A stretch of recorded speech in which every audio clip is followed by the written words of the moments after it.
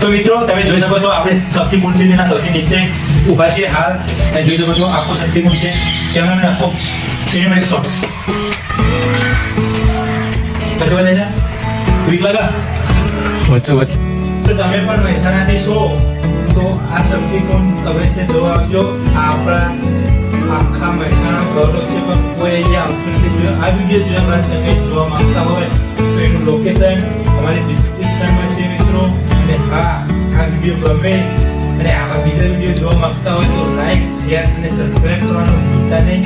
જય શ્રી રામ, જય હિન્દ. તો બાય બાય મિત્રો. હવે આપણે જઈશું ઉપર તમને થોડું બતાવું.